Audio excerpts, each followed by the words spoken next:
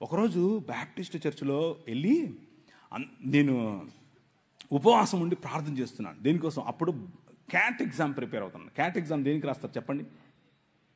Cat అంటే పిల్లి కదన్నా అన్నారు పొరపాటున.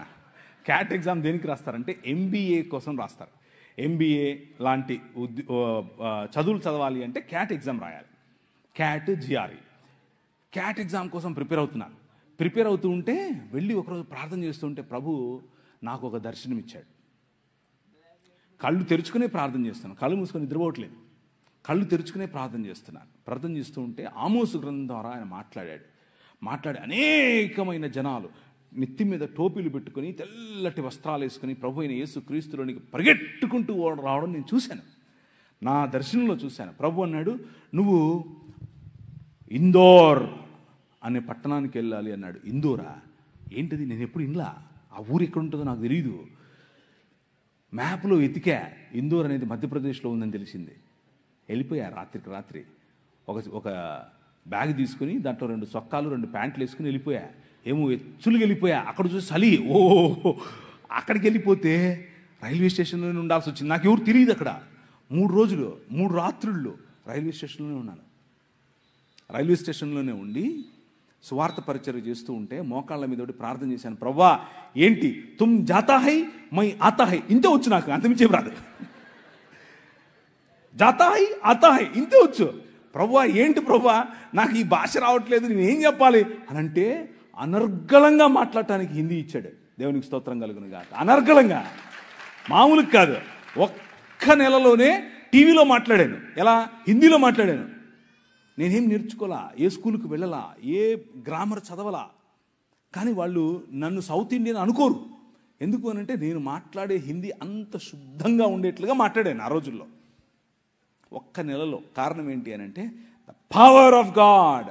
నీ రాజు ఆయన వాడుకోవాలి అనుకుంటే కావలసిన ఈవులు ఇస్తాడు, కావలసిన వరాలు ఇస్తాడు, కావలసినటువంటి అవకాశాలు ఇస్తాడు. నాకు ఇచ్చాడు. నేను వెళ్ళి మాట్లాడాను. అక్కడ కలిసాను నా భార్యను. అందుకు చెప్పాను, ఇది ఇంకేదో దాని కాదు. అక్కడ ఏంటి ఫుల్ చక్కెర వేసారేంటి? నేను చక్కెర తాగను అని. ఓకే. అక్కడ నేను పనిచేసేటటువంటి, అంటే నేను ఏ సంఘంలో అయితే వెళ్ళానో ఆ సంఘం పాస్టర్ గారు అమ్మ లడ్డులాగా దొరికాడు అనుకున్నాడో ఏమో తెలియదు, కానీ వాళ్ళ కూతురునిచ్చి పెళ్లి చేశాడు. నిజంగానే ఆయనకు నేను లడ్డూగా దొరికానో లేదో తెలియదు, కానీ నాకు మాత్రం నా భార్య లడ్డూగానే దొరికింది.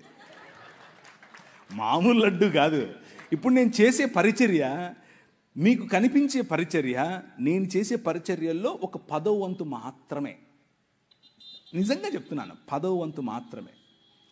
చర్చ్ ప్లాంటింగ్ కానివ్వండి, రోడ్డు మీద పడుండే వాళ్ళని తీసుకొచ్చుకోవడం కానివ్వండి, పిల్లలను పెంచడం కానివ్వండి, డిసైపుల్షిప్ ట్రైనింగ్ కానివ్వండి, బైబిల్ కాలేజెస్ కానివ్వండి, బిజినెస్ యాడ్మిషన్ అనే పరిచర్య కానివ్వండి, వ్యాపారాలు స్థాపించే పరిచర్య కానివ్వండి, పొలిటీషియన్స్గా ప్రజలను రిలీజ్ చేసే పరిచర్య కానివ్వండి, ఇలాంటి పరిచర్యలు అనేకమైన పరిచర్యల్లో నా భార్య నా ముందు నాకు వెనక్కుండి నడిపిస్తాయి.